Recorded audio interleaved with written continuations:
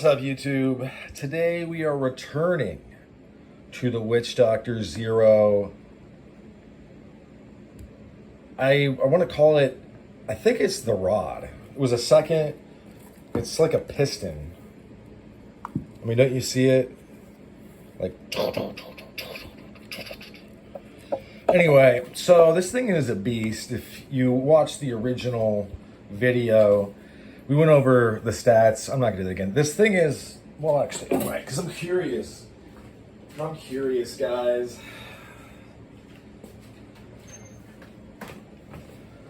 Now we're gonna do it. Okay, why isn't this working? There we go.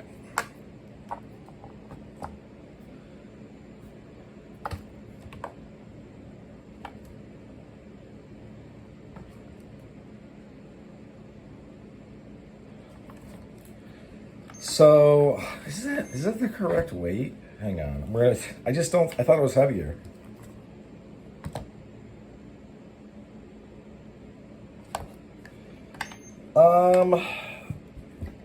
You know, maybe that's the right weight. I need to actually calibrate that, or, it's probably pretty close, because I use it to measure mail, like, knives that I sell. So, first and foremost, how stiff it is, it kind of, the way that it's so thin, the thinness of this part lends to the carryability, in my opinion. At this point, I have touched and carried a fair number of impact weapons, saps, blackjacks, slingshots, flails. Probably more than probably a lot more than the average person. But listen, not like I have a PhD in it, but I'm just saying, I think it helps. I think that this is more carryable than if it had a thicker piece there, because you can kind of just rest it in your back pocket. It'll just set like this, or maybe a little cockeyed. And it doesn't really, like, this sticks out, and I usually let this hang out. This is a titanium bead. These things are awesome. I've said this before, you gotta have a good paracord game. The beads, they make things, it weighs it down, but it's not super heavy, so that it's always at my side, right? It's not like tangled up somewhere. Anyway.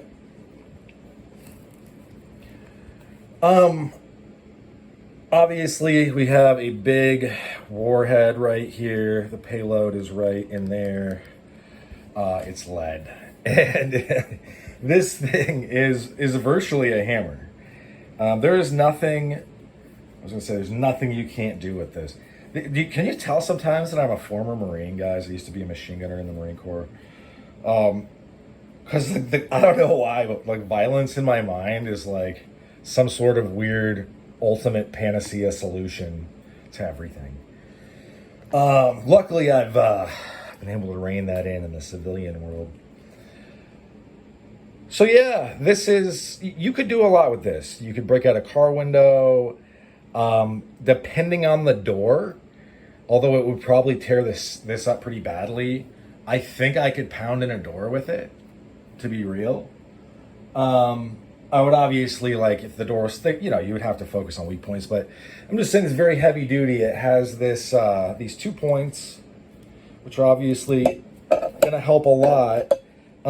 They kind of have lost their extreme pointiness. Oh, man, that hurts. I just tapped that against my head on both sides to remind myself how else would you know what it's going to feel like. I think that these would split you open pretty badly. But at some point, from carrying it, they're going to get rounded off, and they're going to act more like hard knuckles. Does that mean that you're not going to get split open? No, I don't think so. I mean, like, if you punch somebody with your knuckle, you split them open. This thing is crazy.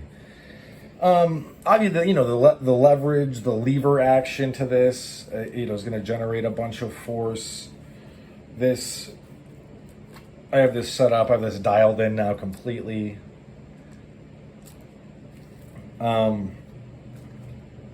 This thing is just entirely capable and I paid like $40 for it because it was the second. I don't know, maybe he'll make more of these. I'm not sure. Maybe it wasn't time effective or cost effective. Maybe he just didn't enjoy it. This also might not be an actual traditional pattern. I don't know. When it comes to this kind of stuff, it's not like traditional knives where all of the goofiness of this pattern and this pattern, this is a canoe, and this is a canoe and a whittler, so it's called a knittler. I don't know. But this thing is just really, really awesome. Because it's just like, so you have everything else on you. Granted, there's a lot of times I don't have a piece on me, unless I'm traveling, honestly. But, say you've got like your knucks on you, you've got mace, you have a small defensive knife, easily accessible. You're playing it smart. Let's put it that way. You're playing it smart. Whatever you're carrying it. And now you throw this in, whatever in your back pocket, or maybe, sometimes because I will carry a full set of knucks in my back pocket, I'll throw this into a bag or something. You know what I mean? It's because like some people are like, well, if you have the knucks and you have all this stuff, why would you have this? Like having this is like, I mean, I would say it's like having a small ball peen hammer, but that would be maybe for a smaller piece that is less aggressive. This is like having a big hammer on you, one made to hit people. And this is also, it gives you reach. You're gonna have a ton of reach. You're gonna be able to generate a crazy amount of force with this. Like this is going, I mean, it's gonna take people's heads off, folks. Like this is a crazy, crazy thing. Our preppers and the ilk, they are slowly but surely catching on to, I should get a sap and put it into my bug out bag. Or I should, you know what I mean? Like, cause it's this easily carries in a bag.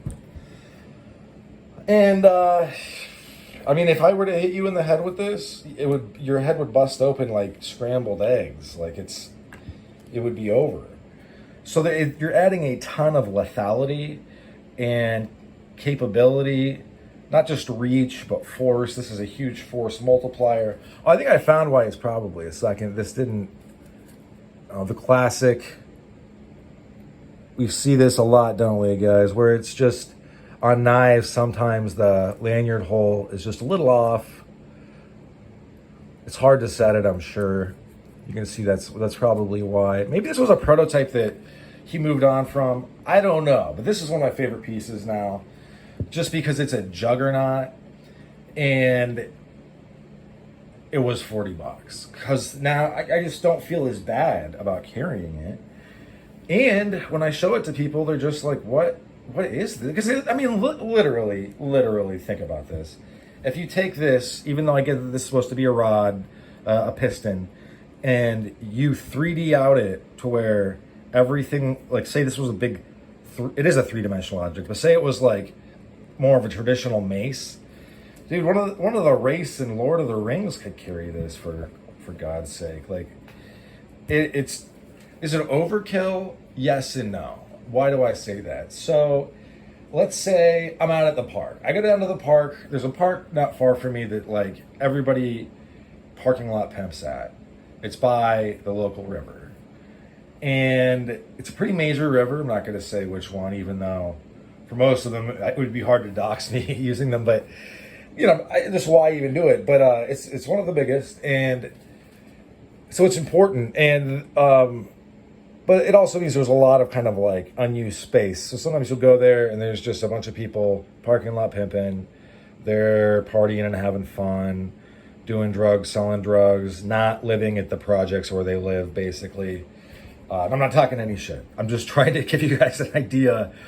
And sometimes they'll have their dogs out. And the dogs are oftentimes giant fighting dogs, like pit bulls and stuff.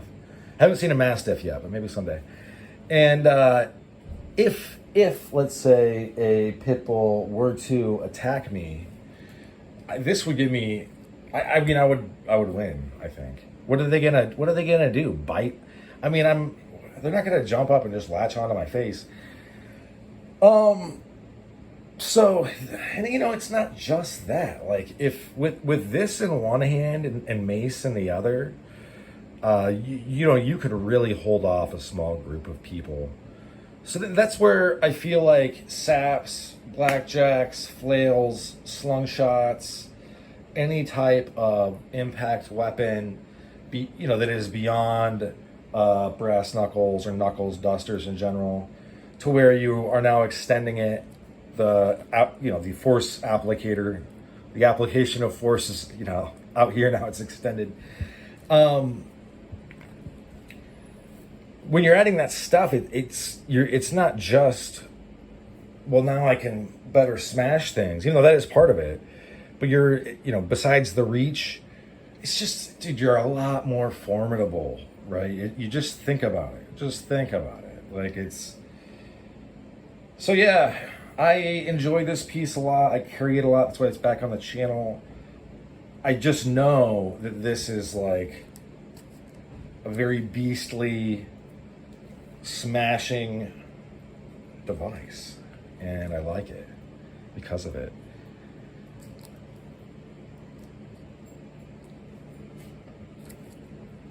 In this gray color, this stayed in there pretty well. It's not, I'd imagine it's probably not super easy to work the whitish gray into leather. It does appear a little bit marbled in some areas, meaning that, the hues kind of do change, move in and out, but I think it looks really, really good. It's super rugged.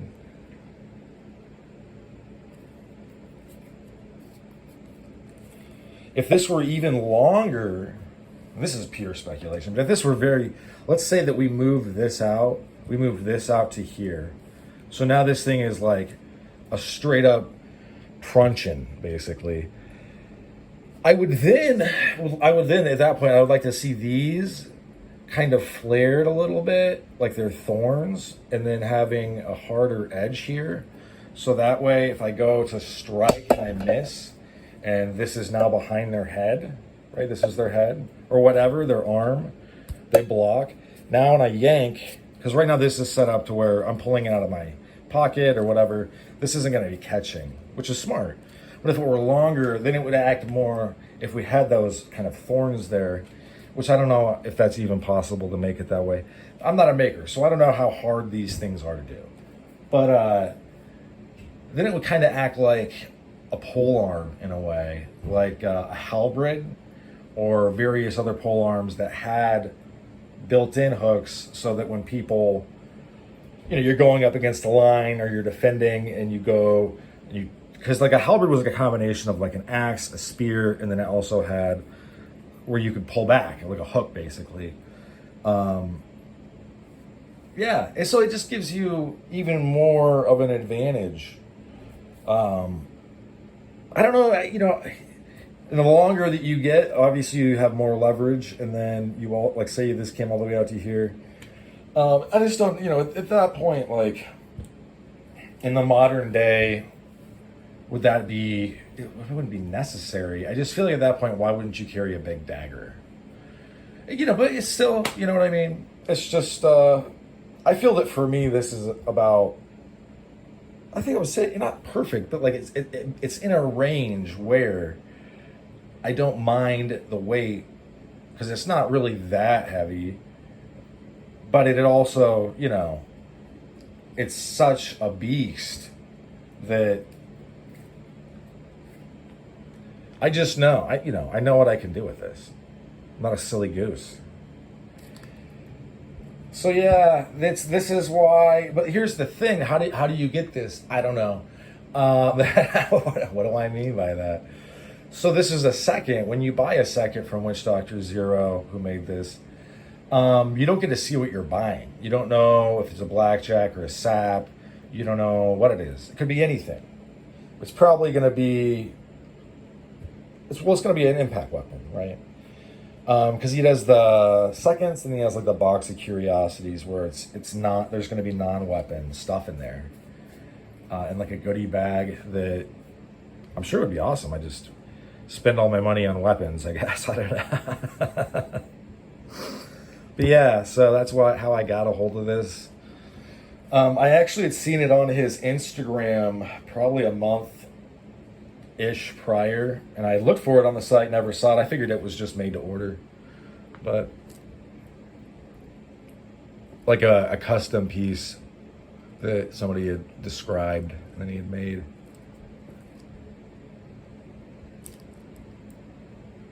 Pretty cool stuff. But yeah, I do think this is it's not, I wouldn't say on the very, like, diametrically opposed to things that are easy to carry, but it is on part of the spectrum where you're going to be lugging it around. But there's always that trade-off. We've talked about that a lot on this channel, and you've got to be able to figure out with your carry, your EDC that day, like, what am I doing? How does this make sense? Other places I would take this, besides just anywhere around humans, I would also consider the woods. Like if I were going to go to Alaska, and these are legal in Alaska, bam, I'm taking it. I would just throw it in a pack. And when they're like, you can't have any weapons in these parks full of bears, I'd be like, all right, but I would still take this. You know what I mean? Would it stop a grizzly? I don't know. Could I, if a grizzly got a hold of somebody, could I bash a grizzly's head in with this? Yes, for sure you could. I'm not saying that you should fight a giant bear all by yourself, but if one latches onto your friend, I mean, this is how dogs take down bears. There's just too many of them. And when an animal bites another, they become extremely vulnerable at that moment to everything else. As long as it can't turn, you know what I mean? Anyway, but I wanted to get it back on the channel because it's awesome. And obviously you can thrust, you can slap this up into people, you can do any, you know what I mean? This thing is actually pretty well balanced. And it probably has to do with like how wide this head is, this big puck of lead, this warhead. Yeah, but I honestly have no idea who else would make something like this. Off the top of my head, Bad Love Leather does make some bigger pieces. I'm sure that the Foster people, I don't know if they're brother, I think they're father and son. But Foster, he makes a ton of awesome stuff. He probably makes some big ones too, but they're going to be more Buckheimer or whatever that one is called. That old sap, making thing. Those are all going to be more traditional. I'm just not, because this is like, would I buy this? Yes. Would a lot of other people? It's just pretty big, and that's kind of why I like it. But yeah, sorry if this was rambly, but this is kind of a unique piece. So how do I wrap up what it is into such a small package? Video-wise, it's hard. So all she wrote for this one. Thanks for sticking with me to the end. Hope you folks have a good rest of your day. And especially for pieces like this, you are going to want to do this. You just are. I think nearly everybody that carries these does this, but I'm sure there's folks that, I know for some pieces I don't, and I end up, they don't use this kind of lanyard, but I end up like this. But for this, it's just like, this thing is so big and heavy, especially if you were to get like, say, things are really going wrong, you get blood on your hands, before it gets sticky, like I feel like this could maybe come out of your hands. But this is, obviously this is extremely lethal, so act accordingly. Check your local laws.